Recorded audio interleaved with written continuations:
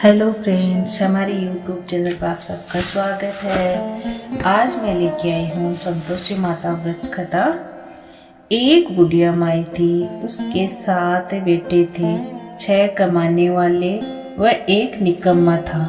बुढ़िया माई चाहूं पुत्रों के लिए रसोई बनाकर भोजन कराती और पीछे जो बचता वह 7वें को दे देती थी, परंतु वह बड़ा भोला भाला था, मन में कुछ विचार न करता था।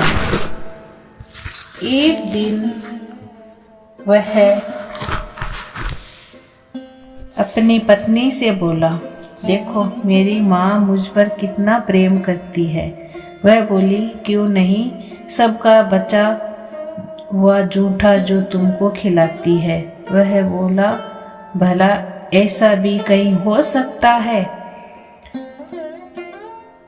मैं जब तक आंखों से न देख लूं मान नहीं सकता। स्त्री ने हंसकर कहा, देख लोगे तब तो मानोगे ना। कुछ दिन बाद बड़ा त्योहार आया। घर में 7 प्रकार के भोजन और चूरमू के लड्डू बने। यह बात जांचने को सिर दुखने का बहाना करके पतला वस्त्र ओढ़कर रसोई घर में सो रहा था और कपड़े में से सब देखता रहा। 6 भाई भोजन करने आए। उसने देखा माँ ने उनके लिए सुंदर आसन बिछाया, 7 प्रकार की रसोई परोसी और आग्रह करके उन्हें जिमाया। वह देखता रहा। जब 6 भाई भोजन कर उठे तब माँ ने उनकी जूठी थालियों में से लड्डू के टुकड़े उठाकर लड्डू बनाया। जूठन साफ कर बुढ़िया माई ने उसे पुकारा, बेटा 6 भाई भोजन कर गए, अब तू ही बाकी है, उठने कब खाएगा? वह कहने लगा, माँ मुझे भोजन नहीं करना, मैं अब परदेश जा रहा हूँ। माँ ने कहा, कल जाता हो तो अभी जा। वह चल दिया था, घर से बाहर निकल गया। चलते समय पत्नी की याद आई। वह गौशाला में कंडे थाप रही थी। वहां जाकर बोला, हम जावे परदेश को आवे कुछ काल, तुम रहियो संतोष से धर्म अपनो पाल।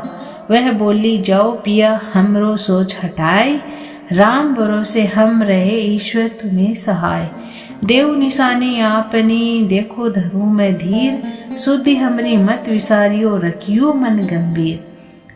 यह सुनकर अपनी अंगूठी देखकर बोला, अपनी निशानी मुझे दे। वह बोली, मेरे पास क्या है? यह गोबर भरा हाथ है। पीठ में गोबर के हाथ की थाप लगा दी। वह चल दिया। चलते चलते एक दूर देश में एक साहूकार की दुकान पर जाकर कहने लगा, भाई मुझे नौकरी पर रख लो। व्यापार को नौकर की जरूरत थी। वह बोला, रह जा। इसने पूछा, तनख्वाह क्या दोगे? साहूकार ने कहा, काम देखकर दाम मिलेगा। वह नौकरी करने लगा। थोड़े ही दिनों में दुकानदार का लेन देन, हिसाब किताब, ग्राहकों का माल बेचना आदि का सारा काम करने लगा। साहूकार के 7-8 नौकर थे। वह सब उसी की होशियारी पर चक्कर खाने लगे। सेठ ने काम देखकर उसे 3 महीने में ही आधे मुनाफे का हिस्सेदार बना दिया। 12 वर्षों में वह नामी सेठ बन गया। अब बहू पर क्या बीतती है। सास ससुर उसे बड़ा दुख देने लगे। सारी गृहस्थी का काम कराते, लकड़ी लाने जंगल भेजते और आटे की बची भूसी से रोटी बनाकर उसे दे देते थे। फुट्टे नारियली के नारियल में पानी देते। इसी प्रकार वह दिन गुजारने लगी। एक दिन वह लकड़ी लाने जा रही थी कि उसे रास्ते में बहुत सी स्त्रियां संतोषी माता का व्रत करती दिखाई दी। उसने वहां खड़े होकर कथा सुनी। पूछा, बहनों यह तुम किस देवता का व्रत कर रही हो और इसके करने से क्या फल मिलता है था इस व्रत का क्या विधान है, मुझे भी समझा कर कहो तो मैं आपका बड़ा उपकार मानूंगी। तब एक स्त्री बोली, सुनो, यह संतोषी माता का व्रत है, इसको करने से दरिद्रता का नाश होता है, घर में लक्ष्मी आती है, मन की चिंताएं दूर होती है, घर में सुख और शांति मिलती है।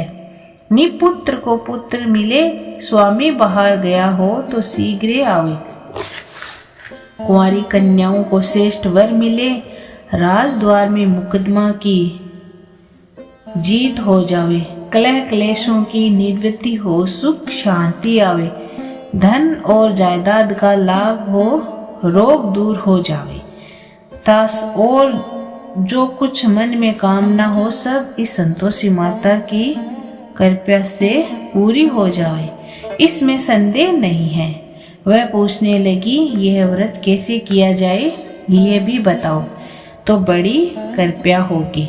वह स्त्री कहने लगी, 1.25 रुपये का बूढ़ चना लेना, इच्छा हो तो 5.25 रुपये का या 11.25 रुपये का, बिना परेशानी श्रद्धा और प्रेम से जितना भी बन सके सवाया लेना। प्रत्येक शुक्रवार को निराहार रहकर कथा कहना सुनना, सुनने वाला कोई न मिले तो घी का दीपक जला उसके आगे या जल के पात्र को सामने रखकर कथा कहना। कथा के पश्चात प्रसाद बांटकर स्वयं भी ग्रहण कर केवल एक बार बिना खटाई का भोजन करे।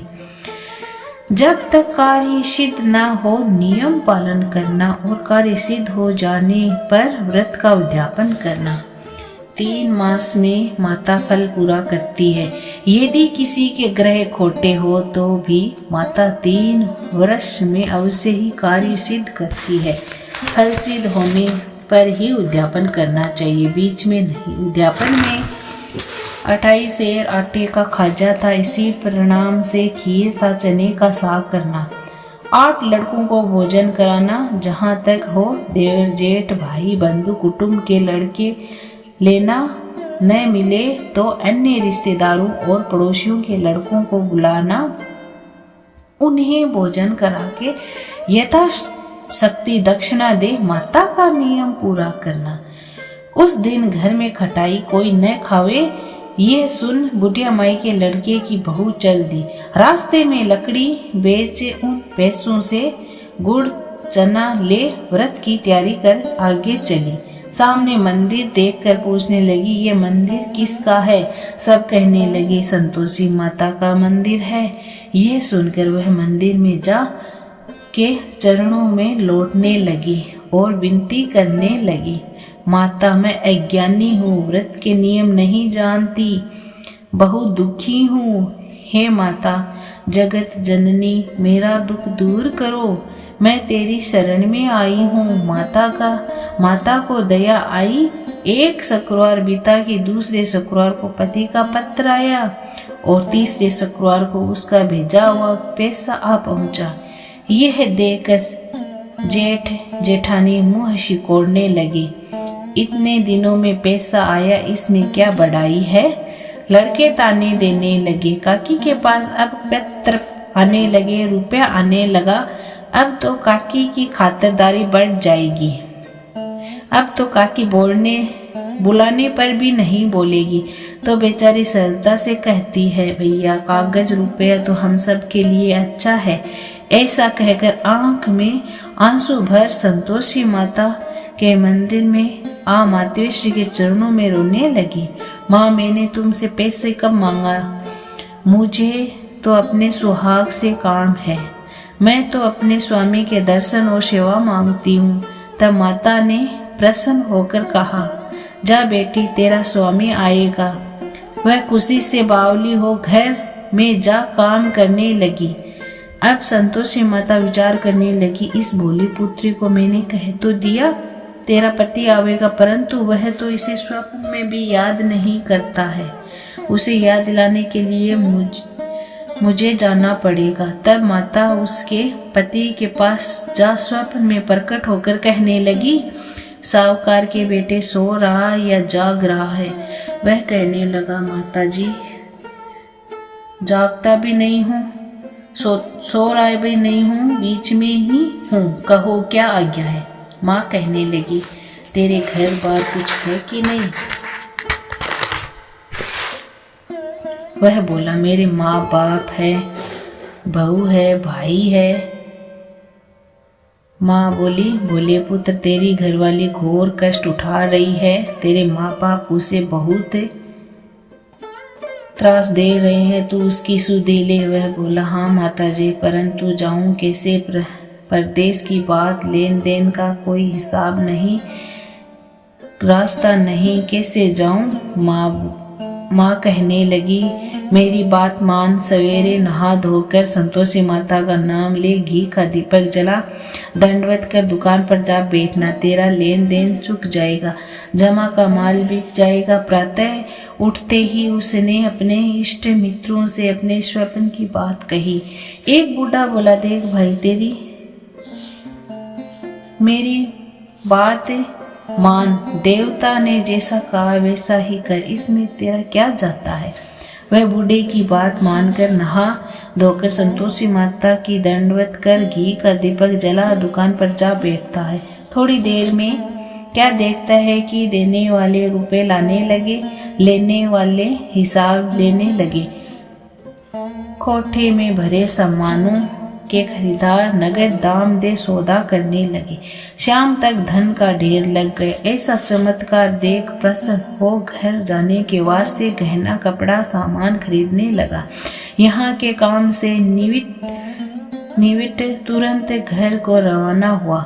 यहाँ बहू बेचारी जंगल में लकड़ी लाने जाती है। लौटते समय रोज माताजी के मंदिर पर विश्राम करती है। कुछ दूरी पर धूल उड़ती देखकर माताजी से पूछती है,